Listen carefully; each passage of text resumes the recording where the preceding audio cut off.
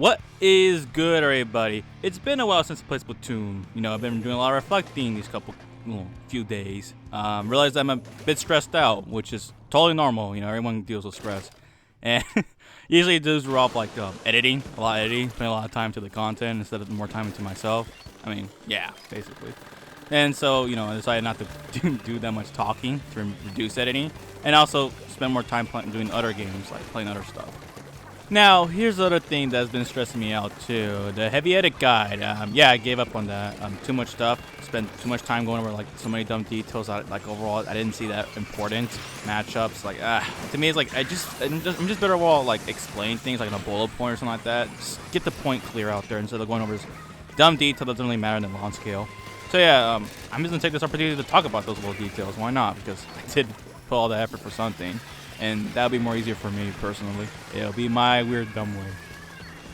So the whole overall takeaway from the video, or my plan was for the whole takeaway, was to tell people to push up with heavy edit. Because I see so many people play very safe in the back line, even though your weapon's like a midline weapon, not that much range compared to other midline weapons. Take that. But it has a lot of movement, a lot of paint, and fires pretty quick. It can take down a lot of things pretty quick. And, I'm just trying to tell people don't be cowards. Go berserk. Don't be scared of dying in general. You're a midline weapon. You're going to be fighting, so it's okay to die. That's why you have stealth jump, even though I didn't equip stealth jump. And also, for the longest time, we used Tacticooler. Tacticooler brings you back in the fight. You don't get punished that much.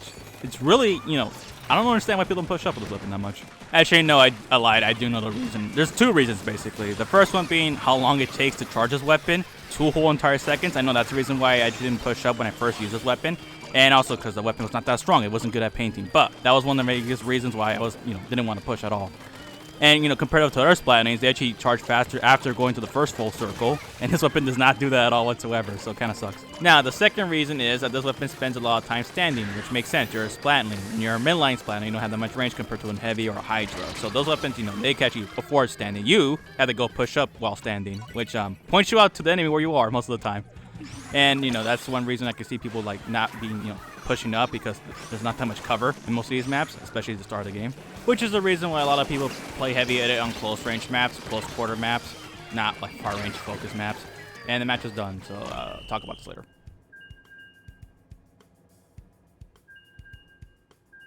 Okay, where was I? I believe I was talking about cover, which is very essential for this weapon. Play behind cover, use your cover, run to cover. And one of the biggest thing I did with the heavy edit with the cooler, that's the one I main after all, was play for cooler. That's the whole objective. You play for cooler and then you push up, so when you do die, you come back, and get punished for that.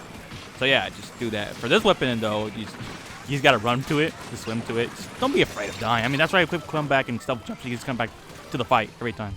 Now, another thing about cover is that we like going above places. In general, splatnings like doing that. Go to a high ground point and you start shooting down. And yeah, you can do the same thing with this weapon as well. But this map, these two map pools, is this one and then the airplane map. There isn't that much high ground. It's like a slope. You go up there, they have the high ground. The same thing for the airport map. You got the little moving platform going up and down, but they generally have the high ground. So it's a bit trickier. And I know Crab Tank also works better with high ground. Never use it on low ground.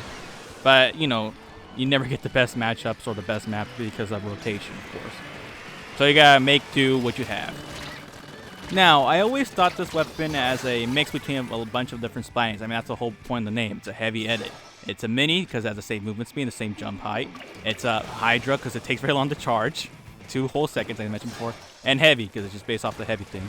And, it's there is no essential gimmick. I remember when the weapon first revealed, a lot of people trying to figure out the whole entire gimmick. It's like, oh, it fires pretty quick, which, every splatning fires really quick. Is that really a gimmick right there?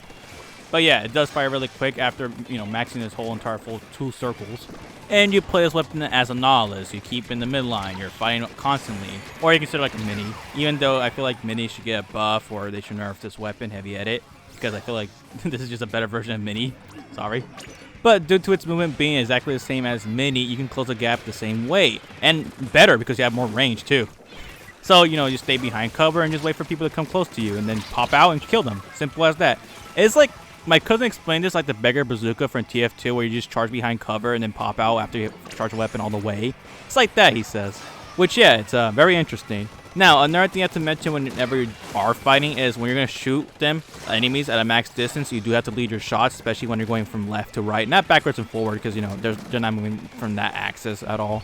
So yeah, lead your shots, shoot a little bit ahead, and that's most of the spines, honestly. They got shoot a little bit ahead. And yeah, this weapon has somewhat like less, better RNG compared to other splatnings, but you shoot a lot, so you're gonna eventually hit the shots. And plus, as you close the distance, which you are because you have a lot of movement, you don't have to lead your shots that often. It becomes more easier to hit that person. So yeah, overall, if you're shooting someone from far away, you're gonna have to lead your shots. At a close distance, do not do that. Just shoot them directly. And yeah, that's the basics of this weapon. Now, the weaknesses of the weapon. It's very similar to Nautilus, the weaknesses. I likely said this in the Nautilus video, like a while back, but who cares? I'm gonna repeat everything here, so everything can be covered in one video. So yeah, essentially anything that forces you to uncharge a weapon or let go of the charge is your weakness, which is a lot of get off me tools, a lot of subs, which primary is Splat Bomb. Because if they toss a Splat Bomb on your feet or near you, you're gonna let go of your charge so you can actually get more distance and run away from it, or to do a squid roll. And yes, this will cost you some kills, especially when chasing down someone that can just toss that, and you know, you have to let go of that kill so you don't die. And that's why they're calling me get off me tools, because they're really good at doing it. But yeah, just keep that in mind, you should be good. Another thing, another biggest weakness is Splash Wall, because this weapon does not do enough damage, and the ones with Splash Wall are really popular weapons. 52 Gal, Squeezer. That's super annoying. Now, you could equip Object Shredder, but you're kind of wasting a slot, so I don't recommend doing that. I mean, you just gotta get like another teammate to take it down. But yeah, good luck doing that in solo queue. No communication at all whatsoever. And also, you know and I know that they're gonna be playing off that wall, so they're not gonna be approaching you without that wall, or they're gonna equip some abilities to, you know, get that wall quicker. Which yeah, very annoying to deal like with multiple walls in a row. This game can be annoying sometimes. Now another counter is Tent. Good luck with that with this kit, because yeah, Crab Tank that just gets countered by both, you know, tank hits, back and Izuka. They can simply shoot you down. And you know, this is why the Tacticooler kit's more popular, because you do have Tacticooler, you won't get punished that much, and also your teammates will also gonna be encouraged to keep fighting. But yeah, just be careful from those two weapons, or you know, the Splash Wall. And another weapon is Sword. Especially since they do 70 damage, you can combo off pretty simple. So every time you get engaged in the fight and hit you once, well, you gotta back off and heal. And then the other final annoying matchup is Pencil, especially with the Tacticooler one, because you can barely approach it at all. And that thing loads Tacticooler quicker. That's the entire time I equip special charge up, so I can actually outmatch the Tacticooler spam it had. And yeah, that's in general, all the splines have trouble with that weapon. Ballpoint too.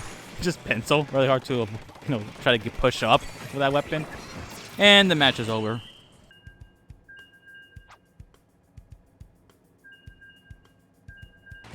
Okay, I gotta remember where I was. I believe I was talking about matchups, and I think it was Pencil, and also, did I talk about range? Range messes up a lot of weapons.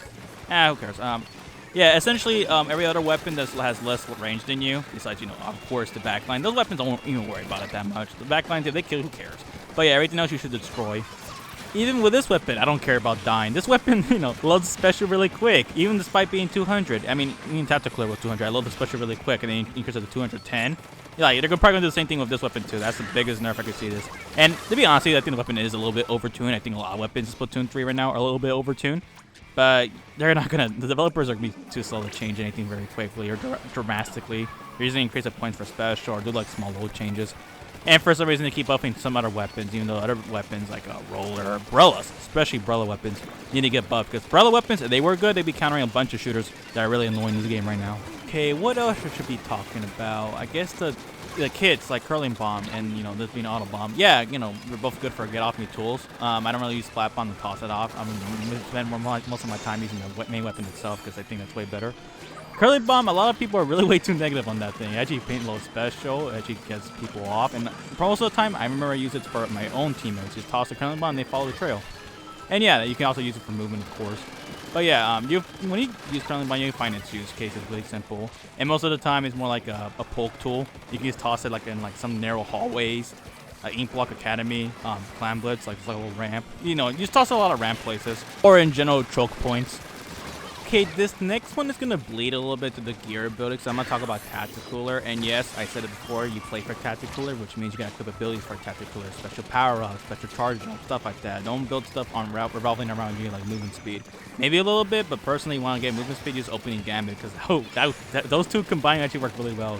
A lot of assist kills with Tacticooler. And personally, I never like using Stealth Jump with the, you know, Tacticooler kit at all. This kit, yes, I do use it because I am planning to die, and also I don't have Tacticooler.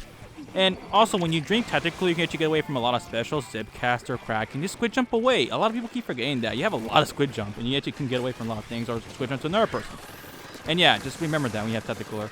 And also like cheeky spots, use Tacticooler as cover, which works until there's a blaster and shooting over you or a slosher. Yeah, just there's a lot of things to do with Tacticooler, and I'm pretty sure they're gonna nerf this weapon. I mean, the special eventually. Maybe it's range where you can pick up Tacticooler because it's way overtuned special.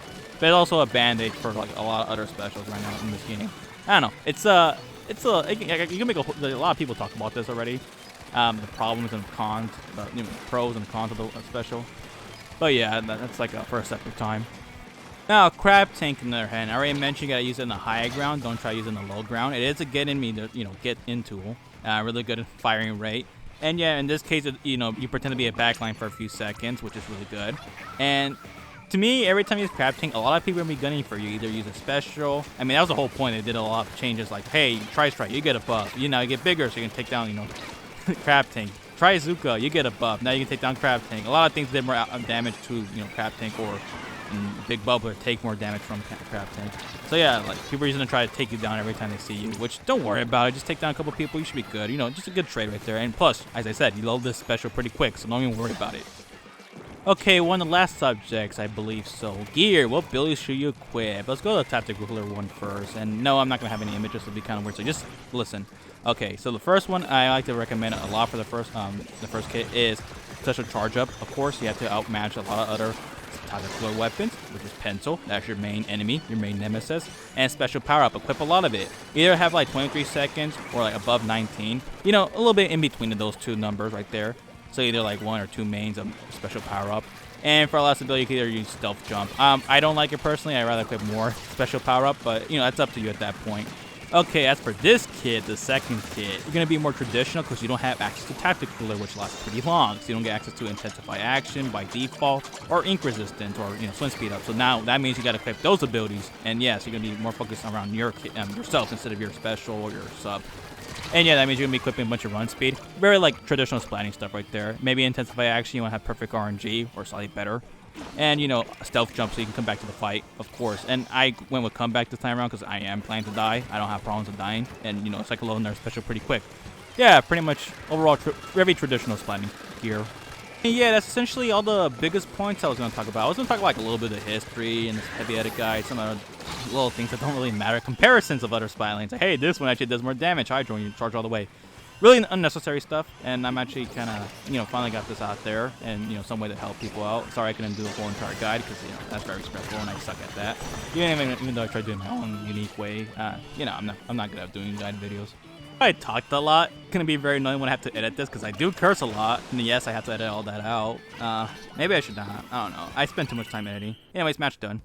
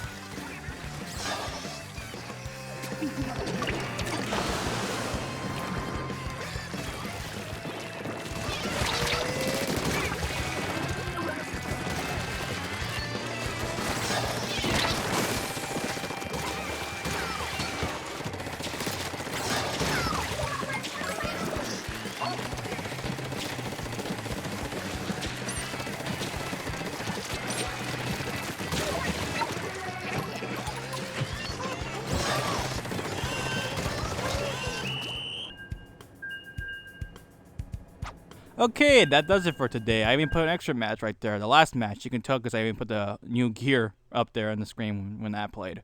Anyways, you want to check out the rest of my content. There's more heavy edit. You know, I have a whole entire playlist on my channel. Or you just press the recommendation there on this page. And yeah, that's everything. Take care. This is goodbye. Bye.